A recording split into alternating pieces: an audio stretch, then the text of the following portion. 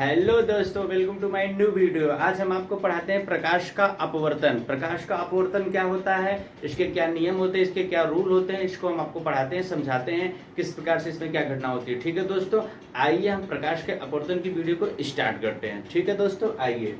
तो प्रकाश का अपवर्तन हम किसे कहते हैं? प्रकाश का अपवर्तन इस प्रकार की घटना को कहते हैं जब कोई प्रकाश की किरण एक माध्यम से दूसरे माध्यम में प्रवेश करती है तो वह अपने निश्चित मार्ग से विचलित हो जाती है।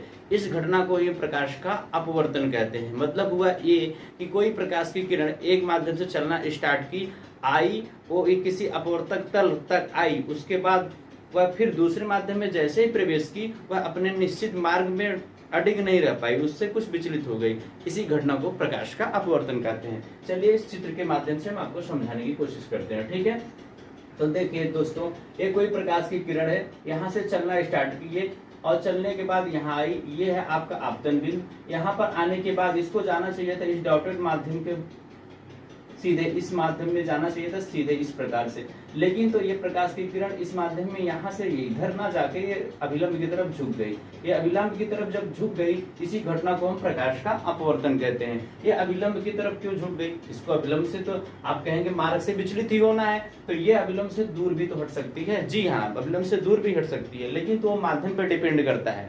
माध्यम पर डिपेंड कैसे करता है?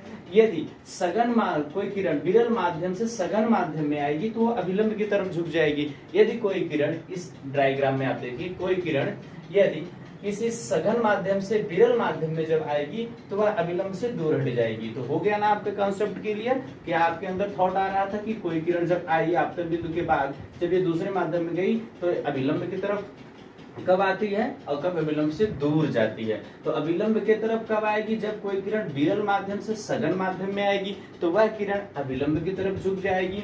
और अभिलंब से दूर कब जाएगी? जब कोई किरण सघन माध्यम से विरल माध्यम में आएगी तो वह अभिलंब से दूर हट जाएगी। ठीक है दोस्तों, समझ में आपको अच्छे से आ गया होगा।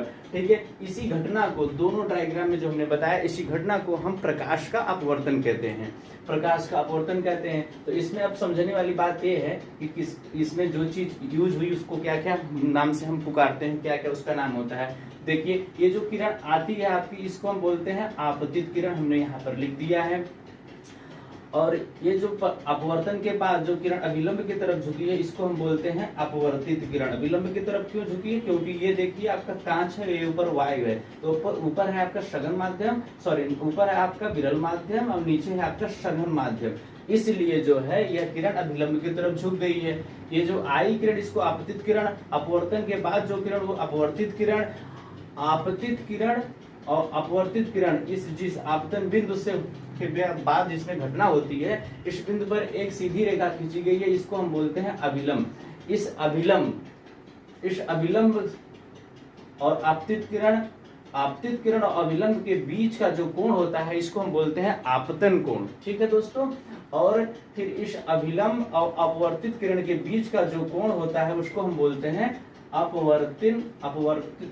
अपवर्तित कोण। यहाँ पर लिखा है मैंने अपवर्तित कोण। ठीक है, इसी प्रकार से इस चित्र में भी आप देखेंगे तो ये जो आपतित किरण है और ये अभिलंब, इसके बीच का जो कोण है आपतन कोण, और ये जो अपवर्तित किरण और ये अभिलंब जो है इसके बीच का जो कोण है, इसको हम अपवर्तन कोण बोलते हैं। ठीक है, और ये माध्यम है, ऊपर कांच नीचे वायु, मतलब ये ऊपर सघन माध्यम नीचे विरल माध्यम, ये सब चीजें हो गई। ये अभिलंब आपका हो गया, ये पूरा व्यू हो गया आपका अपवर्तन का। अब अपवर्तन का नियम होता है, अपवर्तन के दो नियम बताया गया है। क्या पहला नियम है? अपवर्तन का पहला नियम है आपतित किरण, मतलब कि ए वाली किरण, इसमें ए वाली किरण। दूसरा अपवर्तित किरण, मतलब इसमें ए वाली किरण और इसमें ए वाली किरण, अपवर्तित किरण। आपतन बिंदु पर अभिलंब, आपतन बिंदु आपका इसमें ये, आपतन बिंदु पर अभिलंब आप देखेंगे ये वाला चीज अभिलंब, यहाँ पर आप देखेंगे तो ए वाला चीज अभिलंब। आपतित किरण, अपवर्तित किरण, आपतन बिंदु पर अभिलंब, तीनों एक ही तल में होते हैं। तो देखिए क्या है, एक ही तल में है ना, ये आपतित किरण, ये अपवर्तित किरण, ये अभिलंब, आप देखिए तीनों एक ही तल में है। ये पहला नियम आपका हुआ, यही पहला नियम आपका कह रहा है। दूसरा नियम क्या कह रहा है? आपतन कोण कीजा, आपतन कोण कीजा। आपतित किरण और अभिलंब के बीच बने कोण को आई से रिप्रेजेंट करते हैं और इसी को हम बोलते हैं आपतन कोण की जा, अपवर्तन कोण की जा, अभिलंब और अपवर्तित किरण के बीच के बने कोण को हम बोलते हैं अपवर्तित कोण। इसको R से रिप्रेजेंट करते हैं और इसको हम बोलते हैं अपवर्तित कोण। इसी को हम बोलते हैं आपतन कोण की, अपवर्तन कोण की जा का अनुपात एक नियतांक होता है। दूसरा नियम क्या कहता है कि इस कोण और इस कोण का अनुपात एक नियतांक होता है। इसी को हम स्नेल का नियम बोलते हैं और स्नेल के नियम को साइन आई बटे साइन आर से प्रदर्शित करते हैं। ये आपका दूसरा नियम रहा। ठीक है, तो ये पूरा अपवर्तन का पूरा जो कॉन्सेप्ट था हमने आपको बहुत ही आसान भाषा में समझाने बताने की कोशिश की। ठीक है दोस्तों, हमको आशा करते हैं कि आपको ये बहुत अच्छे ढंग से समझ में आ गया होगा। ठीक है, किसी इसी प्रकार के इंटरेस्टिंग वीडियो में हमारी और आपकी फिर मुलाकात होगी। तब तक के लिए thank you, bye bye, take care.